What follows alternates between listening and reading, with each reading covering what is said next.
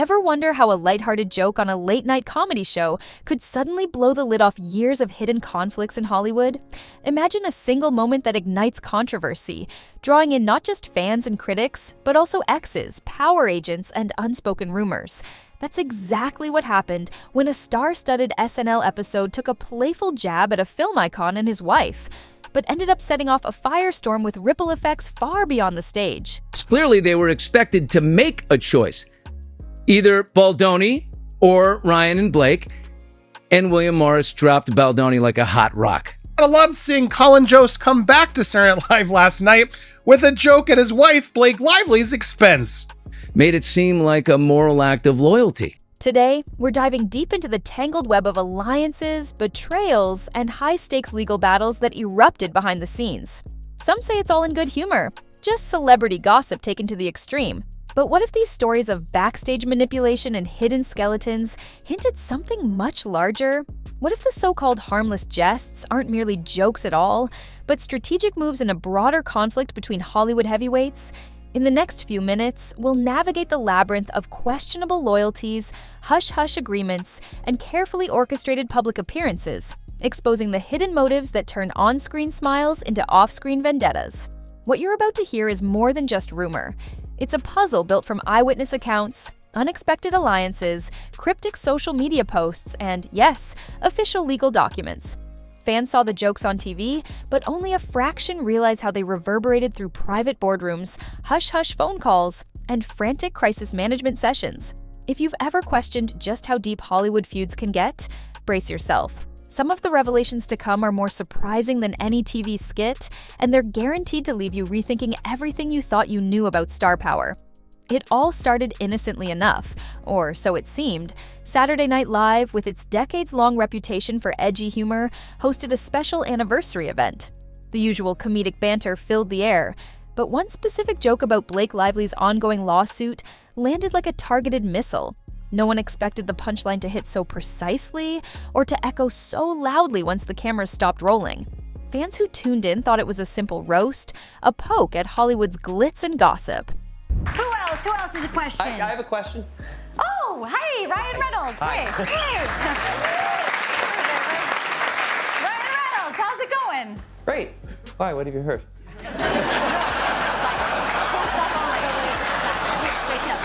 Then they checked social media and realized the entire entertainment world was in an uproar.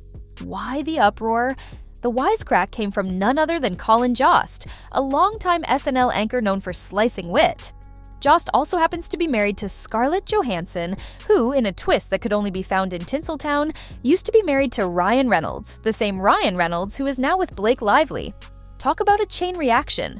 Decided to leave his A-list wife for one of the most despised actresses in Hollywood. It was back in 2010 when he was married to Scarlett Johansson. Then he allegedly cheated on her with actress Blake Lively. Suddenly, viewers connected the dots.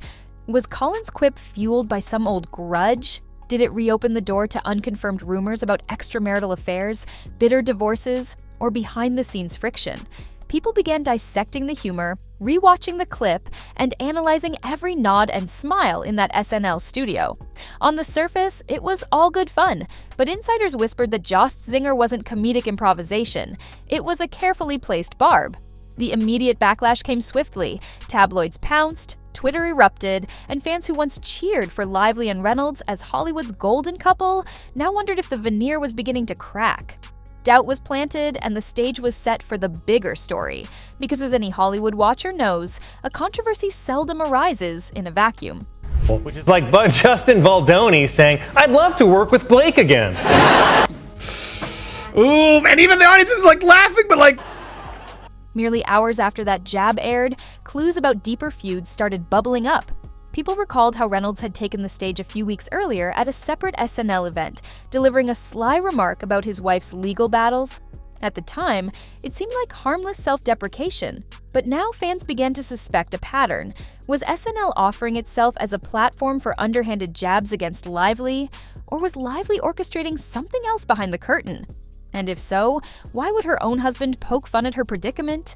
The audience was perplexed, and so was the cast, or at least that's how it looked publicly. This is where things get really convoluted. Ryan Reynolds and Blake Lively are widely adored, often hailed as the comedic sweethearts of the red carpet. Yet, if you poke around, you'll find persistent whispers claiming Reynolds' first marriage ended because of an affair with Lively. Officially, nobody ever confirmed it, but Hollywood rarely needs official confirmations. Rumors and innuendo spread like wildfire, shaping narratives whether they're backed by airtight evidence or not.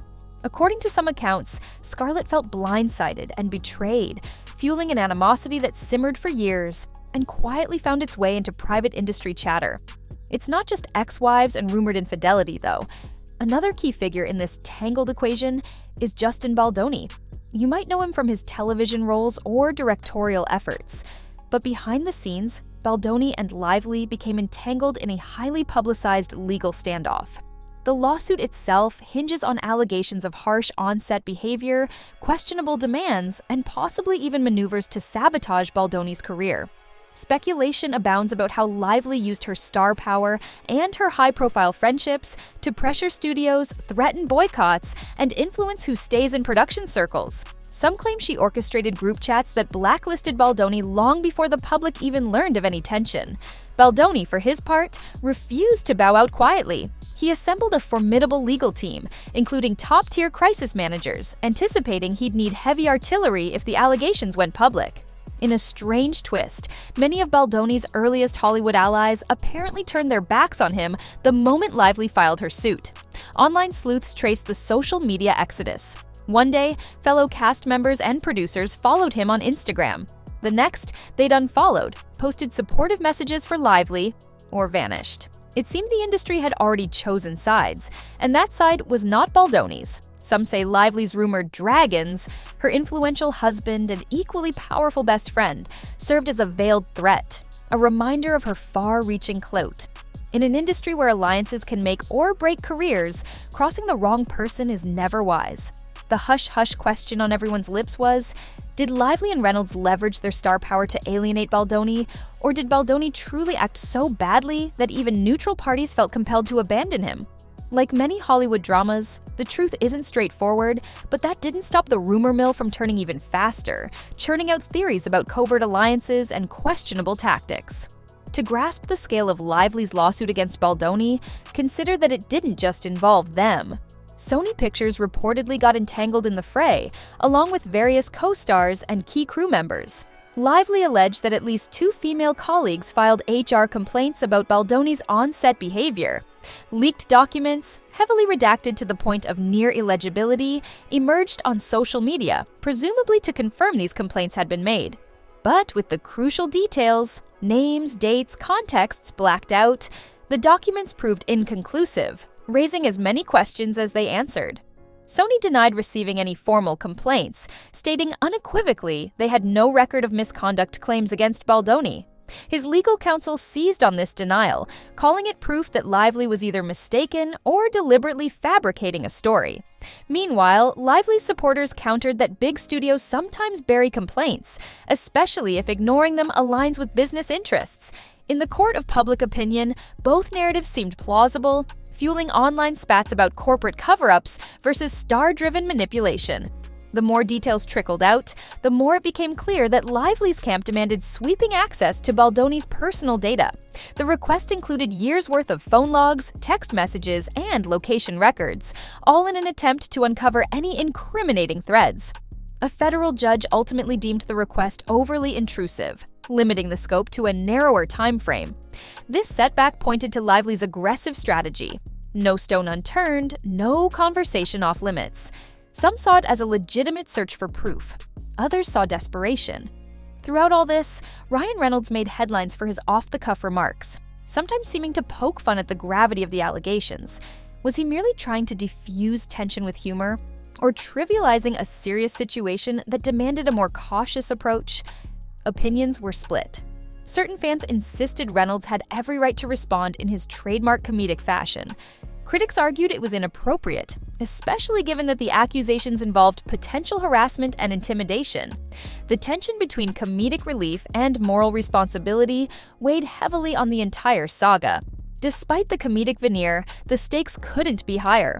Both Lively and Baldoni poured immense resources into crisis management. Lively famously brought on Nick Shapiro, a former CIA operative turned PR strategist known for handling high-pressure, politically charged controversies. Having someone with national security expertise controlling media narratives for a Hollywood lawsuit raised eyebrows across the board. Was Lively's predicament truly so dire that it required top-level intelligence skills? Shapiro's involvement spoke volumes about Lively's determination. She wasn't leaving anything to chance in a legal dispute that threatened her carefully curated public image as an unflappable, glamorous star. Hiring an ex-CIA official also hinted there might be deeper layers to the conflict, layers involving hidden documents, potential leaks, or behind-the-scenes maneuvering. Or maybe it was simply a power move to intimidate anyone who dared challenge her account. Baldoni, for his part, had already secured a media powerhouse, Melissa Nathan, the crisis expert who helped transform Johnny Depp's public image during his fiery legal battles. Nathan's repertoire includes strategic counterleaks, carefully chosen interviews, and methodical reputation management that can turn an underdog narrative into a triumphant comeback story. When the news surfaced that Baldoni hired her, many saw it as a sign he anticipated an all-out war. He wasn't planning to quietly settle. He aimed to prove his innocence in the court of law and the court of public opinion. Intriguingly, the details about Baldoni's crisis team didn't come from him or his attorney. The information was seemingly leaked to various media outlets, sparking speculation about who benefited from that reveal. Some suspected Lively's camp, hoping to paint Baldoni as paranoid or manipulative. But the general public didn't yet realize how explosive this lawsuit would become, so the leak mostly flew under the radar. Until now, when every puzzle piece is snapping into place, revealing a portrait of strategic jockeying on both sides. As word spread, tensions escalated everywhere. Co-stars who once praised Baldoni's professionalism started to distance themselves. Some posted generic calls to believe survivors and support safe working conditions, tacitly siding with Lively. Others simply disappeared from social media, wiped references to the film from their accounts, or avoided any mention of the conflict altogether. A few brave souls privately confessed they felt pressured to choose Lively's side, either because of her personal connections or the fear of losing future opportunities. The alleged HR complaint only fueled the polarization. If real, it implied genuine misconduct took place. But the near-total redactions in the leaked document made it impossible to verify.